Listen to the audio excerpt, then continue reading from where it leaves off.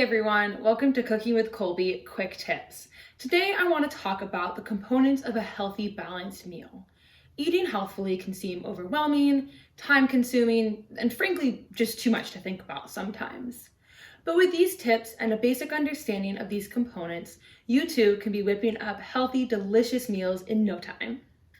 Some of us may be familiar with My Plate, an initiative by the USDA to promote healthful eating habits. You can see in this image what a balanced meal looks like. Throughout the video, I will be referring back to this diagram. You can see that half the plate is fruits and vegetables, but did you know that less than 1/3 of US adults are meeting this daily recommendation? Having a variety of ingredients on hand and knowing how to prepare them are the first steps in building a balanced meal that can save you time and money in the long run. In this video, I'm going to cover what kind of foods fall into each of these categories, products to tend towards or away from, and some ideas of how to pair them together. Let's start by breaking down what kind of foods fall into these categories. There are two subcategories of grains, whole and refined.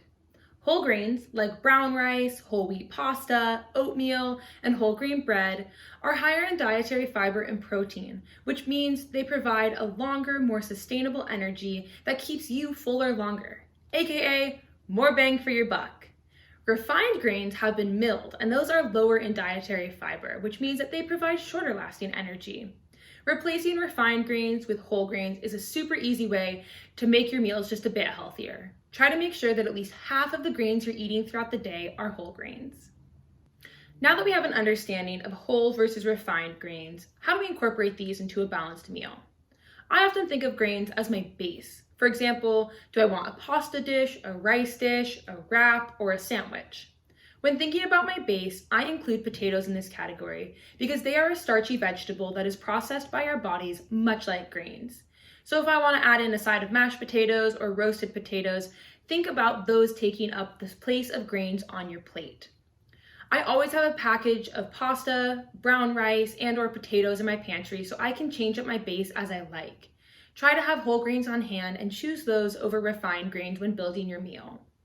Remember, grains are only taking up 1/3 of the place on our plate, so make sure to leave lots and lots of room for fruits, vegetables, and your protein. When I think of protein, the first thing that comes to mind is meat. Meat is a great source of protein, but tends to be high in saturated fats, and numerous studies have linked a high consumption of red meat to a variety of health issues. Many of us eat far more meat than our bodies need. The average adult should be eating about 3 ounces of meat a day. That's the size of your palm, and that is not very much meat. But not to worry, because there's an abundance of other ways to get protein in your diet. Pairing beans with whole grains like brown rice is a great protein-packed option.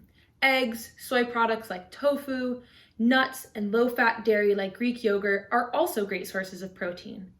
Try skipping the meat at least 1 meal a day and incorporate alternative sources of protein into your diet. When building a healthy meal, think about what kind of proteins pair well with the grain base you chose.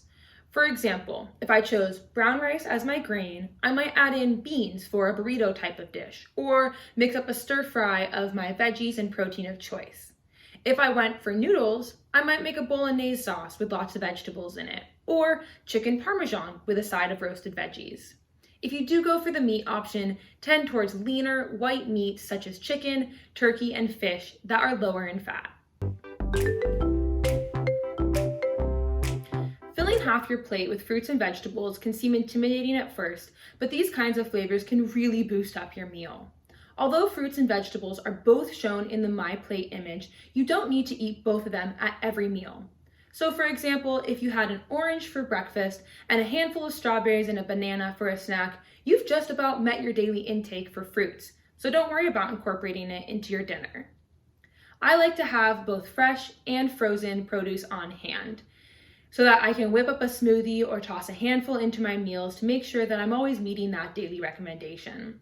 Frozen canned vegetables have the same nutrients and sometimes even more than fresh produce. They also have a longer shelf life, so don't be afraid to stock up on these items and add them into your meals. Once you've picked your grains and proteins, think about what kind of fruits and vegetables pair well with them. For example, if I wanted eggs and toast for breakfast, I could have an orange on the side, or I could mix in onions, tomatoes, and spinach with those eggs for a healthy omelet or scramble. If I've chosen noodles and ground turkey, let's say, I could saute up some garlic, onions, tomatoes, and zucchini with some pesto sauce or red sauce for a really quick, easy meal. Experiment with different types of fruits and vegetables, and when in doubt, you can always throw in a side of seasonal roasted veggies. As you can see in the My Plate image, dairy isn't actually part of the plate.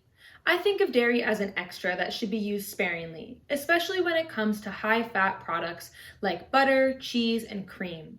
Dairy contains important nutrients like calcium and vitamin D, but did you know that these are also found in other foods like beans and fish? Some dairy products, like low-fat cheeses and Greek yogurt, are low in fat but high in protein and probiotics, which make them a great addition to meals when you want a little extra creaminess. Tend toward low-fat dairy or try alternatives like soy or almond products. Now that you know the basics of building a balanced meal, you can go forth with greater confidence to try new recipes and spice up your diet. Include fruits and or vegetables in every meal, even though it might seem like a lot. When in doubt, I fall back on a simple, tried and true recipe.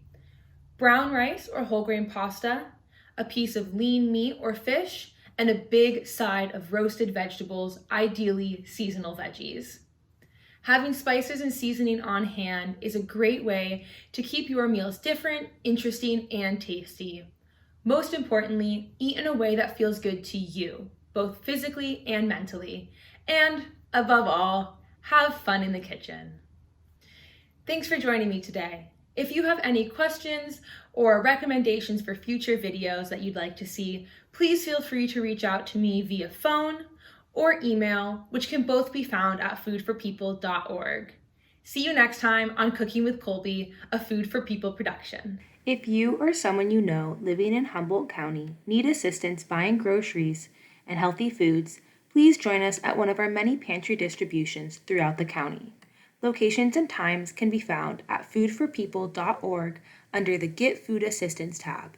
For more information about CalFresh, a food benefit program for buying groceries, call us at 707-445-3166 or visit getcalfresh.org to see if you qualify.